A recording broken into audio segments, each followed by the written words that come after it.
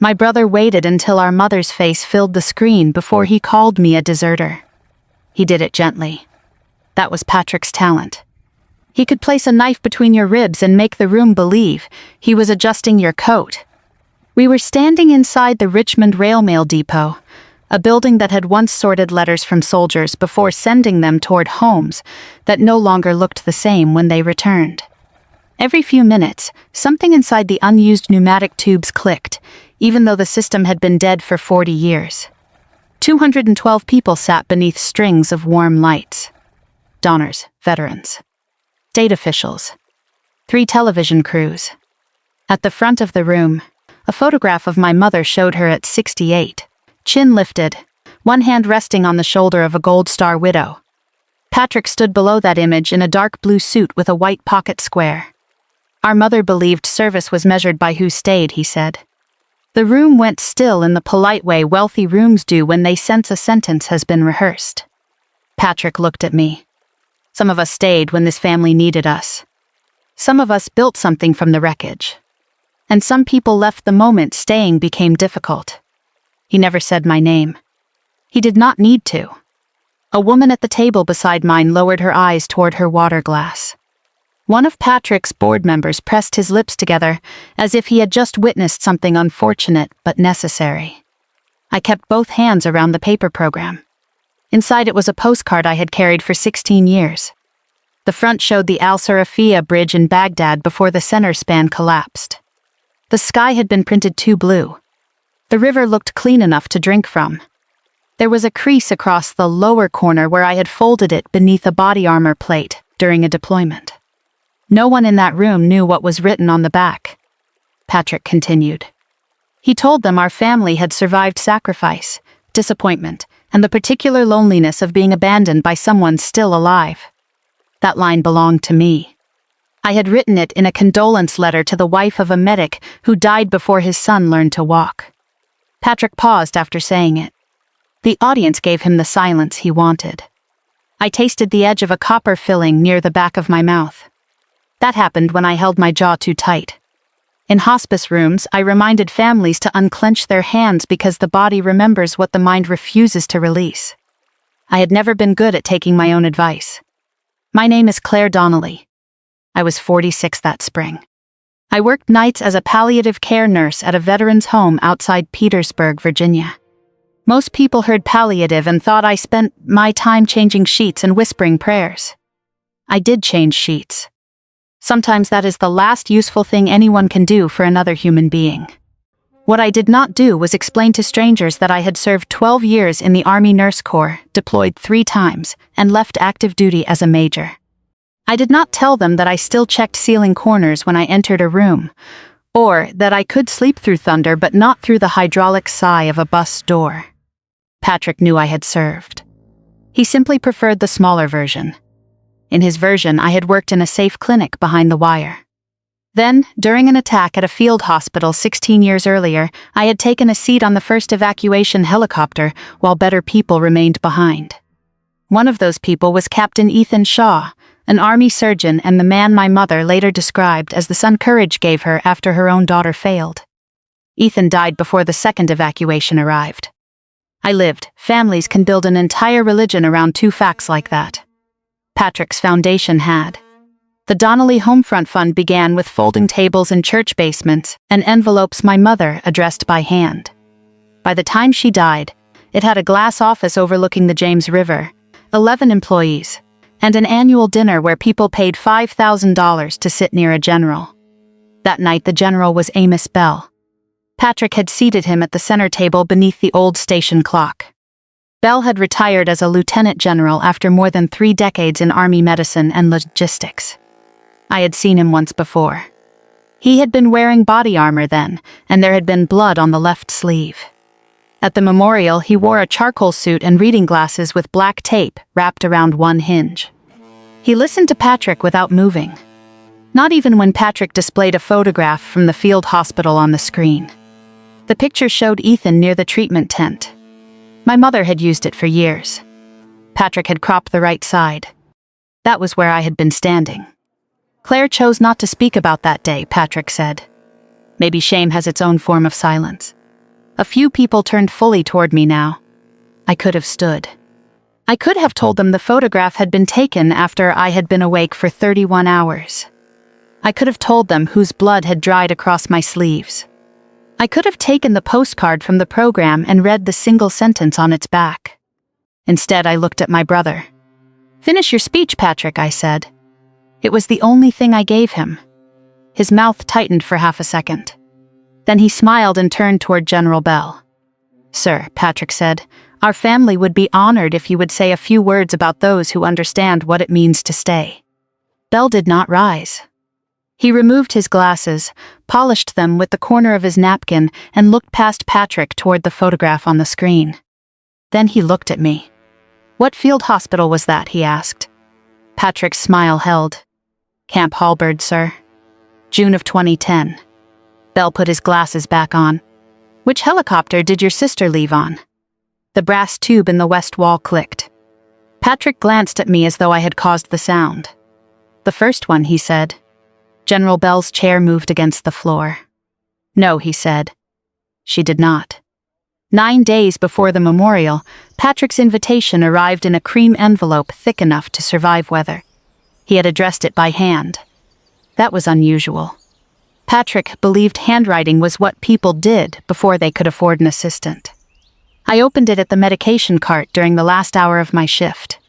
The veteran's home was quiet, except for an ice machine dropping cubes down the hall and Mr. Alvarez arguing with a baseball game in his room. The card called the evening a celebration of Margaret Donnelly's life and legacy. My name appeared near the bottom under family. Not speaker. Not honoree. Family. A yellow note had been tucked behind the card. "Claire, Mom would want you there. Please don't make this about the past." People who have already made an event about the past often ask everyone else not to. I folded the note into quarters and put it in my scrub pocket.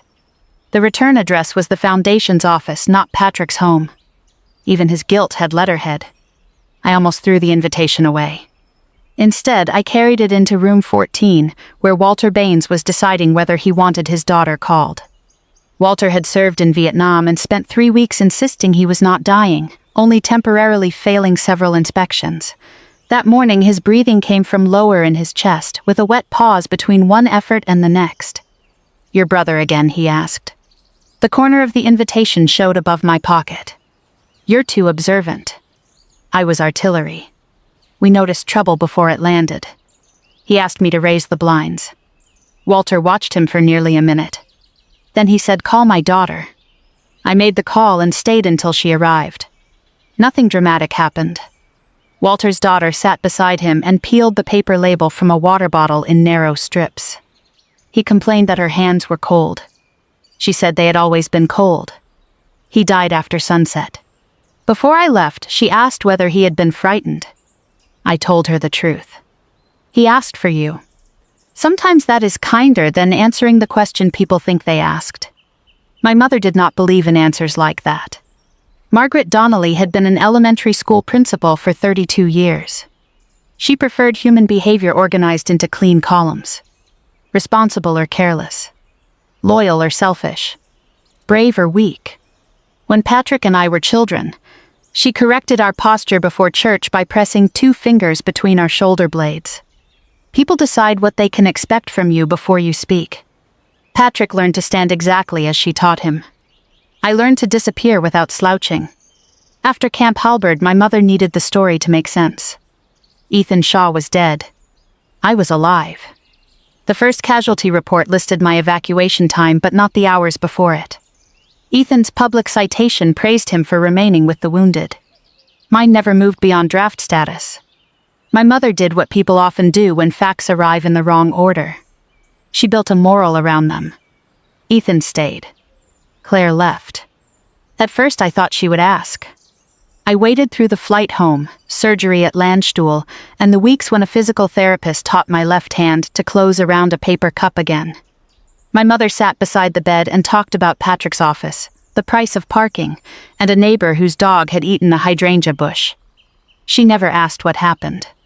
On the 3rd evening, she adjusted the blanket over my legs. Ethan's little girl is 9. I know, some losses belong to more people than others. The monitor beside me gave a soft double beep. I understood the question she had already answered for herself. Why had I survived instead of him? There was no sentence I could offer that would not sound like self-defense. So I said nothing. Official restrictions helped me call that silence honorable. The attack involved a joint operation, incomplete reports, and decisions above my rank. We were told not to discuss patient movement outside formal review. Those restrictions were real. They were also temporary. Years later, the review closed. No one from the army told me I could not speak to my family. By then, Patrick used Camp Halbird in foundation speeches. My mother had repeated the story so often that correcting her would have felt like accusing her. Emma Shaw was growing up under a version of her father's death that made him simple, flawless, and alone. I told myself I was protecting them.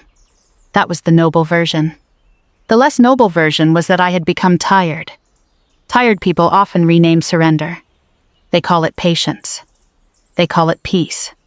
Sometimes they call it dignity because the word looks better in a condolence card. The morning after Walter died, I found Patrick's invitation in the washing machine. The paper had softened into pulp. My mother's name was only a gray shadow. The postcard had survived because I kept it beside my bed, beneath old dog tags and a pharmacy receipt from Germany. I took it out. On the back, Ethan's handwriting leaned sharply to the right. He had written one sentence before the attack, then drawn a line beneath it as if he planned to add more.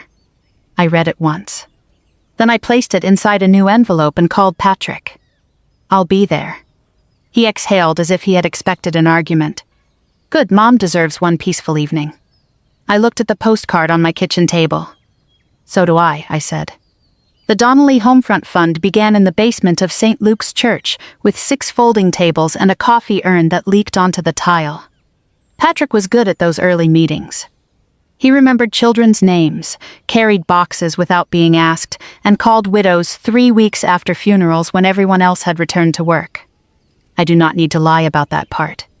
For a while, the foundation did exactly what it promised. It paid heating bills when survivor benefits were delayed. It bought plane tickets for parents traveling to military hospitals. People trusted him because he showed up. Then a local reporter wrote a profile about our family. The article described Ethan Shaw's death and said my brother had transformed personal betrayal into service. Patrick had never used that phrase before, but he noticed what happened after publication. Donations tripled that month. The next year, he told the story at every fundraiser. At first, I was only absent from it. Later, I became the reason it needed to exist. My mother helped him edit those speeches at her dining room table. She used the same red pencils she had carried as a principal, sharpening them with a small metal blade until the points were narrow enough to tear paper. Patrick would read aloud. She would circle weak verbs. One afternoon, I arrived with groceries and found a draft beneath her coffee cup. Near the bottom, she had written 3 words in the margin. "Ask Claire about the time." The sentence ended there. No question mark. My mother entered the room, saw what I was reading, and placed a carton of milk over the note. "Patrick has donors coming," she said. "This is not the week for complications." I put the groceries away. She never asked. Years later, Patrick used one of my condolence letters in a speech to the state legislature. I knew because a nurse at work sent me the video. Patrick stood beneath the state seal and said, "Grief is the particular loneliness of being abandoned by someone still alive." He paused exactly where I had paused while writing it. The line had belonged to a woman whose husband died from injuries that did not look fatal until they were. She had called me months afterward because she could not understand why grocery stores remained open when her entire life had stopped. Patrick turned her pain into applause. When I confronted him, he did not deny it. "You wrote it for the foundation," he said. "I wrote it for one person. And now it helps thousands." That was how Patrick justified most things. Scale made ownership seem childish to him. By the time my mother died, the foundation had outgrown the church basement. Its offices had frosted glass walls and photographs of military families arranged by marketing value. Children holding folded flags appeared near the entrance. Older widows were displayed closer to conference rooms, where serious donors liked stories about endurance. One photograph from Camp Halbird hung behind Patrick's desk. I had been removed from that one too. Lisa Chen, the communications director, once apologized when she saw me looking at it. We needed a horizontal crop, she said. Her voice made the words sound borrowed. I asked who had chosen the crop. She looked toward Patrick's closed office door. No one answered. The financial trouble began quietly.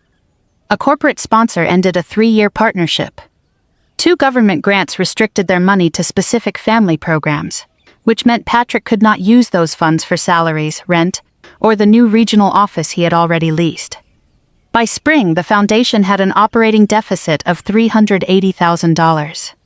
Patrick covered it with a bridge loan secured against expected gala pledges. The loan came due in 90 days. I did not know those numbers when I accepted the invitation. Nina Brooks, the board treasurer, told me later. She had placed yellow notes throughout the reports, but Patrick kept postponing the finance committee meeting. He believed the memorial would solve everything. My mother's name would bring old donors back. General Bell would give the evening military authority. Patrick's new memoir would create national attention, and I would sit in the room without correcting him. That was part of the plan. He had learned to budget my silence. 3 months before the memorial, Emma Shaw emailed the foundation. She asked them to stop using her father's last photograph in fundraising materials. She also challenged a paragraph in Patrick's memoir, claiming Ethan had been abandoned by the medical officer assigned to leave with him. Emma knew there had been more than one evacuation flight. She did not know why. Patrick forwarded her message to Lisa with one sentence. Do not engage until after the campaign. Then he sent a second email. Make sure Claire is not visible in any archival images used at the memorial. Lisa saved both messages. Patrick believed deleting an attachment removed the decision behind it. People who build their lives around stories often forget that modern systems remember edits better than human beings do. On the morning of the gala, Patrick called me while I was driving north. For several seconds, neither of us spoke. I could hear him tapping something hard against his desk. His presentation remote, probably. Tonight matters, he finally said. I know. I need you to understand that correcting old details in public could hurt families who depend on us. He had turned my silence into a scholarship program, a heating fund, and 11 salaries. Now he was placing all of them in my hands as hostages. What exactly are you afraid I'll say? I asked. The tapping stopped. Patrick took a slow breath. Nothing, he said. That is what I am asking you to say. For a moment, Patrick treated General Bell's correction as if it were a problem with the microphone. He laughed once softly. Sir, I'm sure the records are complicated. Bell looked at him over the top of his taped glasses. Records are usually complicated when people summarize them before reading them. A few guests shifted in their chairs. Patrick's board chair, a real estate attorney named Howard Pike, leaned toward Nina Brooks and whispered something behind his program. Patrick kept smiling. The family was informed that Claire left on the first medical evacuation. You were informed wrong. Bell did not raise his voice. He did not look toward the cameras. He simply placed both palms on the table as if steadying a map in wind. Patrick glanced at me. It was the same look he had given me when we were children and our mother discovered a broken lamp. Not accusation exactly. Instruction. Fix this. I remained seated. The postcard pressed against the inside of the program, its folded corner leaving a small ridge beneath my thumb. Claire, Patrick said, perhaps you can clarify what you remember. He had spent 16 years asking me to say nothing. Now he wanted my silence to speak on command. I remember enough, I said. That answer made him blink. General Bell turned toward the exhibition hall behind the stage. Through the open glass doors, visitors could see display cases filled with field letters, evacuation tags, and faded maps from military hospitals. The exhibit was called Mail from the Edge, though many of the items had never been mailed. Bell pointed toward a woman standing near the entrance. Miss Rivera, is the Halbird Register part of your traveling collection? Jo Rivera had been watching the room with her arms folded. She wore a gray museum jacket and carried a ring of small brass keys clipped inside one pocket. It is, she said. Patrick's smile disappeared for the first time. He stepped away from the lectern. General, with respect, this is a memorial event. We do not need to turn it into an archival dispute. Bell looked toward the large photograph of my mother. "No," he said. "You turned it into a factual claim." Joe walked forward. The heels of her shoes made almost no sound on the old station floor. When she reached Belle's table, she removed a pair of folded cotton gloves from her pocket. Patrick moved between her and the exhibition doors. "What exactly are you planning to show?" Joe studied him with the patience of someone accustomed to donors asking whether old paper was valuable. "A patient movement register." "A copy?" "The original duplicate retained by the Regional Medical Command." Patrick looked toward Howard Pike. The attorney gave him the smallest possible shake of the head. "Do not interfere." Patrick stepped aside. Joe led Belle toward the exhibition hall. The room followed them without standing. Heads turned. Chairs angled. One camera operator lifted his tripod and carried it 3 steps closer before a Foundation employee quietly asked him to stop filming. He did not lower the camera. I stayed where I was until Nina touched the back of the empty chair beside her. "You should come," she said. Her voice was low. "Why? Because your brother is counting on you not to." That was enough. I rose and followed. The exhibition hall smelled of old paper, floor wax, and the lemon oil used on wooden cases. A row of letters from World War II rested beneath glass. At the far end stood a temporary display labeled Field Medicine and Patient Movement. Joe unlocked a narrow case. Inside was a gray archival box secured with a cotton tie. She did not open it immediately. "Before anyone mistakes age for authenticity," she said, "this item entered the Army Medical Museum collection in 2012. It was transferred to us under a documented accession. The custody record is complete." Patrick folded his arms. "A document can still contain errors." "Of course," Joe said. "That is why we compare it with flight manifests and casualty records." Belle's mouth moved slightly. Not a smile. Approval. Joe untied the cotton ribbon and lifted the lid. The register inside was thicker than I remembered. Its green cover had darkened near the edges, and the lower corner was swollen from water damage. For the first time that evening, I smelled diesel fuel. Not in the room. In memory. Hot canvas. Burned plastic. Blood mixed with the powdered clay of Camp Halbird. My left hand closed before I told it to. Joe placed the register on a foam support and turned several pages with a thin metal spatula. Patrick stood behind her, the presentation remote trapped in his fist. "Date?" she asked. "June 17th, Belle said. "Year?" 2010. Joe found the section and ran one gloved finger down the page. The old pneumatic tube clicked from the next room. She stopped. Then she looked at me. "Major Donnelly," she said, "is this your signature?" I looked down at the page. The signature had changed over the years. Mine had become smaller after I left the Army, as if civilian life required less space. But the long first stroke of the C was the same, and I still crossed the final Y too hard. "Yes," I said. "That is mine." Joe did not ask what the signature meant. She turned the register so the date and time faced General Bell. "Entry recorded at 21:43, she said. Bell looked at Patrick. "What time did the first evacuation depart?" Patrick did not answer. Howard Pike stepped closer, but Bell addressed Joe instead. "Do you have the flight manifest?" "In the adjacent case."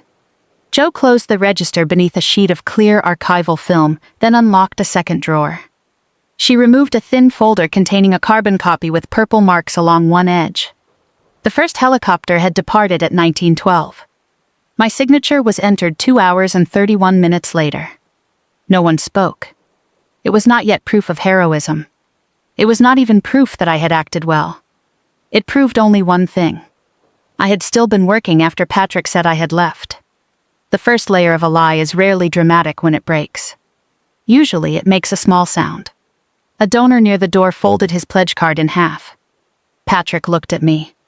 "You could have signed that before the aircraft left." Joe shook her head. "The entries are sequential. This line follows a blood product receipt logged at 21:36 and precedes a transfer note at 21:51. Patrick turned toward Belle. Then perhaps she returned. Belle's face did not change. There was no return flight. Patrick's presentation remote creaked in his hand. Joe moved her finger down the page. My name appeared beside 7 patients. 2 blast injuries. 1 penetrating chest wound. 3 burns. 1 child whose age had been written as approximately 12 because no one had identification. The handwriting beside mine belonged to Ethan. For years my family had reduced that night to 2 names. His and mine. The register remembered the patients. That was the first thing about it that felt merciful. General Bell bent closer to the page. What is the final entry under Major Donnelly's name? Joe read it silently before answering. Transfer authority refused. Nurse states remaining casualties unstable. A movement passed through the room behind us.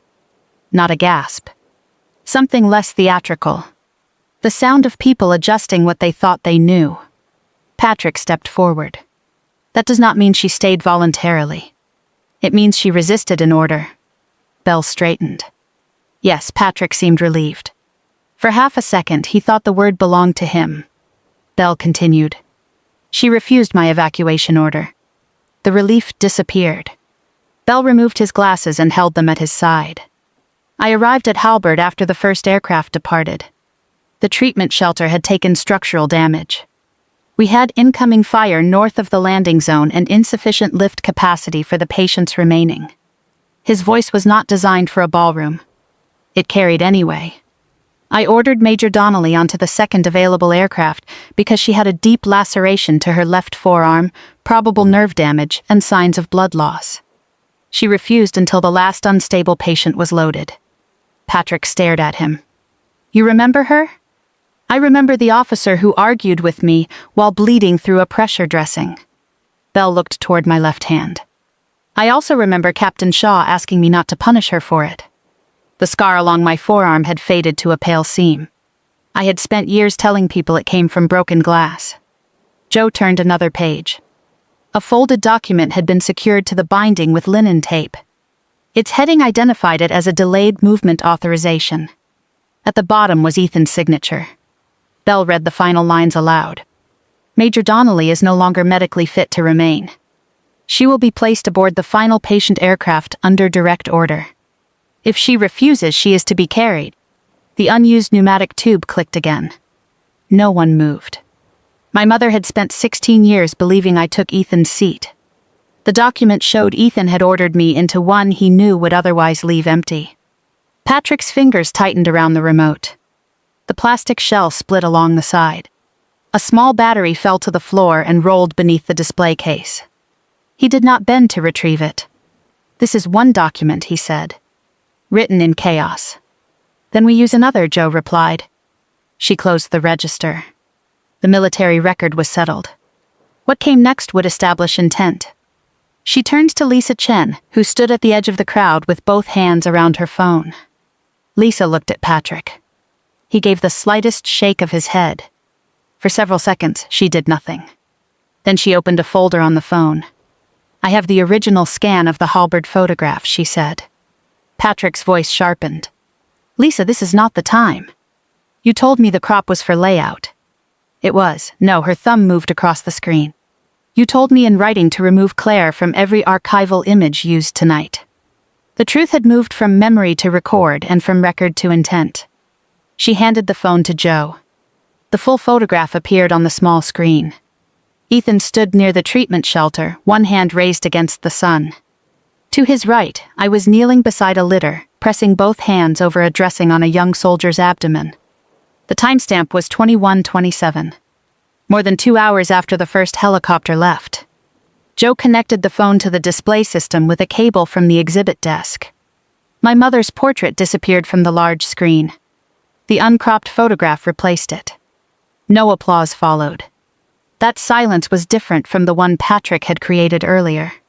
His silence had been arranged.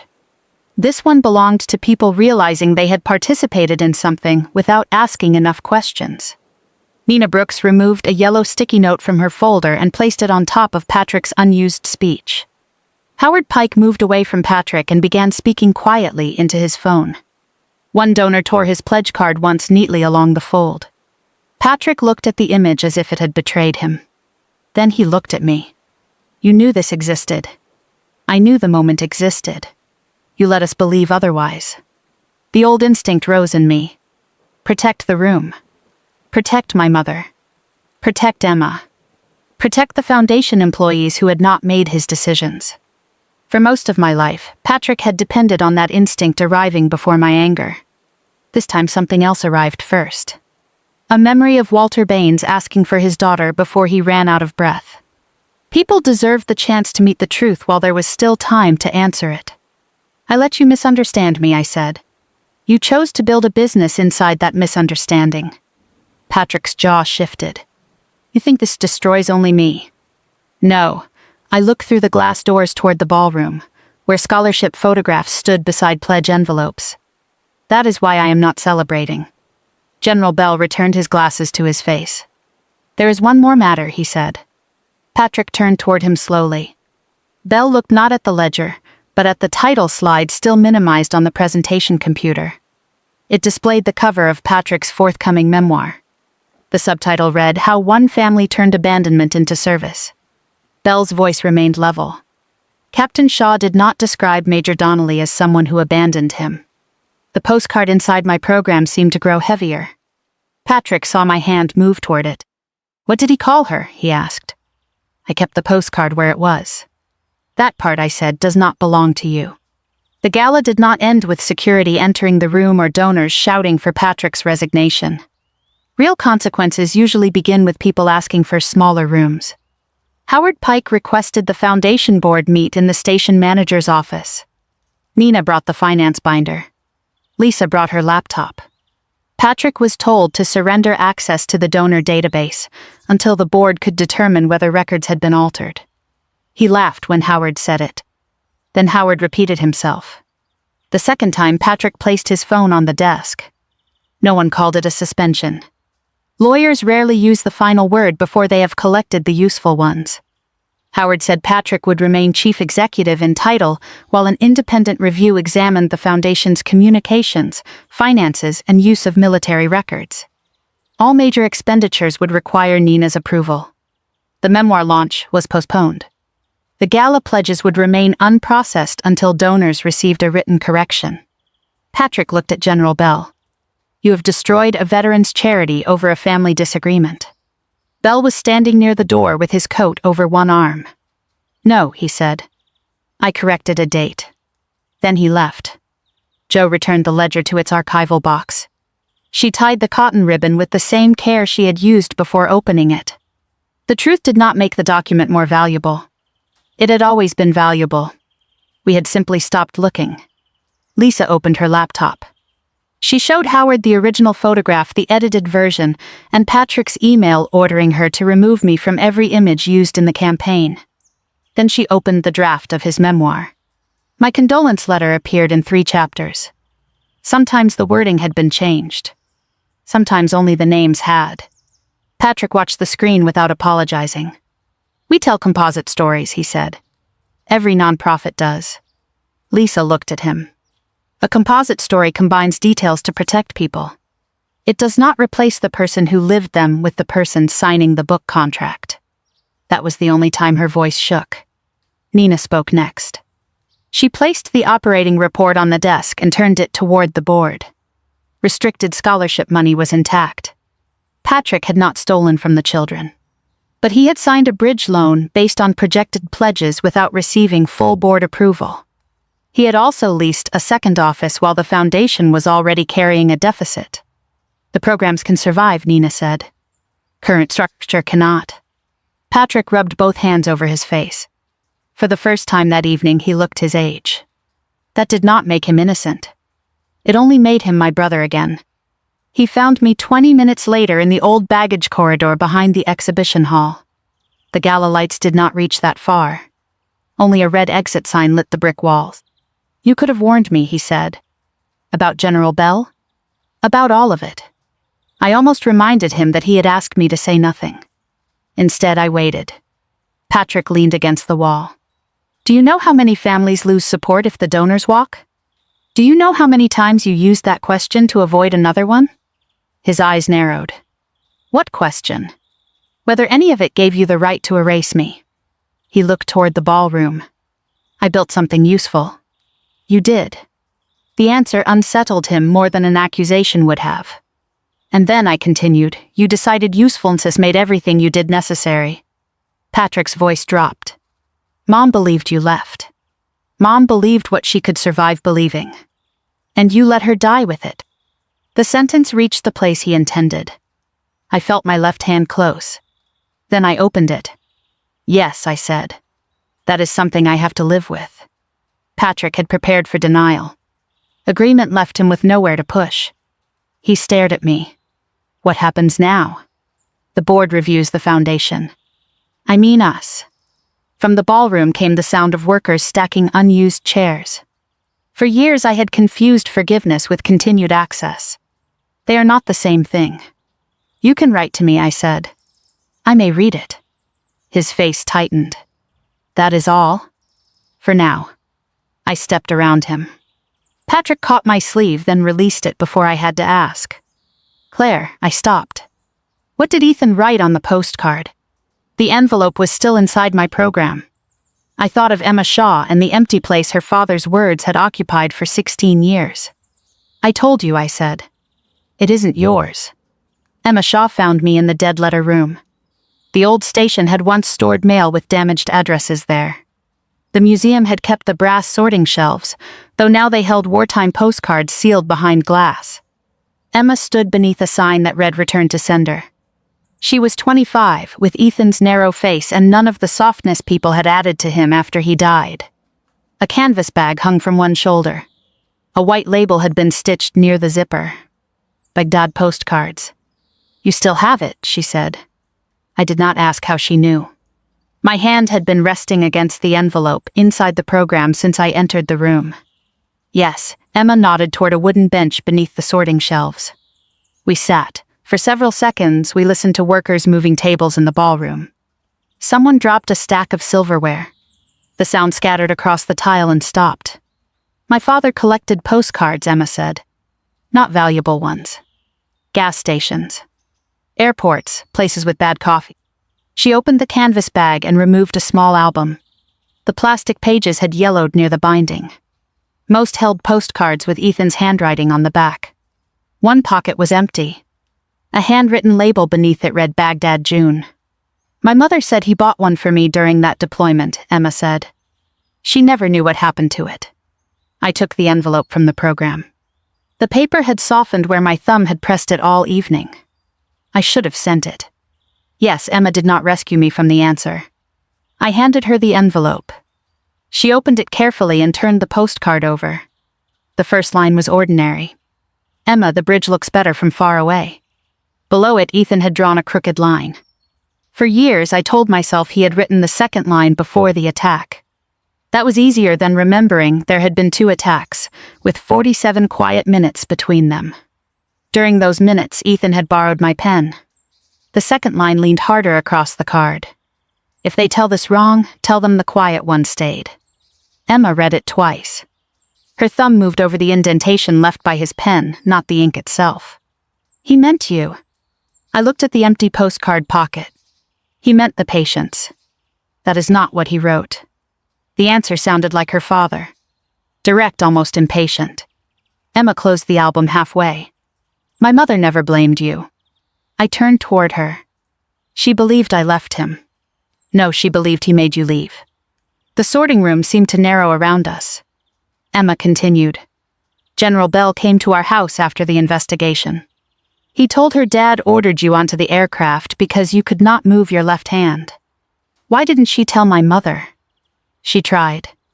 Emma reached into the canvas bag and removed a photocopy of a letter. My mother's address appeared at the top in Ethan's widow's handwriting. Across the envelope in red pencil were 2 words. Return unopened. My mother's handwriting. I recognized the pressure of the R. Emma placed the copy between us. My mother stopped trying after that. She thought your family wanted the simpler version. I had spent 16 years believing my silence protected Emma and her mother from an investigation, from doubt, from having Ethan's final choices pulled apart by strangers. Some of that had been true for a few months. After that, I had been protecting my mother from a question she had already refused to open. The postcard trembled once in Emma's hand. Not from grief. From the air conditioning vent above us. She slid it into the empty pocket in the album. It fit. That small movement did what the ledger could not. The ledger corrected the public record. The postcard corrected the reason I had given myself for disappearing from it. "I am sorry," I said. Emma pressed the plastic flat over her father's handwriting. "For keeping it? For deciding what truth you could survive?" She looked at me for a long moment. People did a lot of that after Dad died. Then she closed the album. Outside the room, the old pneumatic tube clicked again. Emma stood and placed the album back in her bag. "Patrick used my father to build his story," she said. "Your mother used him to protect hers." She adjusted the strap over her shoulder. "What are you going to use him for?" The question stayed between us. I had no polished answer. For once, that felt honest. "Nothing," I said. "I think I am finally going to let him belong to himself." Emma gave a small nod. Then she opened the door. Before following her, I looked once at the sign above the shelves. "Return to sender." The postcard had not returned to Ethan. It had reached the person he addressed. 16 years late was still late. But it was no longer never. The independent review lasted 11 weeks. Patrick resigned before it ended. The board found no theft from scholarship accounts, but it confirmed unauthorized borrowing, misleading donor materials, and repeated use of personal stories without consent. The memoir was canceled. The second office closed. 3 employees left. 8 stayed. The foundation survived because Nina separated the programs from the man who had mistaken himself for their purpose. I declined the board seat they offered me. I did ask for one thing. Every scholarship already promised to a military child would be honored, including the 2 Patrick had approved outside procedure. The children had not falsified a photograph or borrowed money against applause. They did not need to inherit our punishment. Patrick wrote me 4 letters. I read the 3rd. He apologized for the photograph, the speeches, and the memoir. He did not apologize for calling me a deserter. He wrote that he had believed it when he first said it. That may have been true. Believing a lie at the beginning does not excuse protecting it after the truth becomes inconvenient. I sent one sentence back. "You may tell me who you become after this, but you no longer get to tell anyone who I was." We did not spend Christmas together.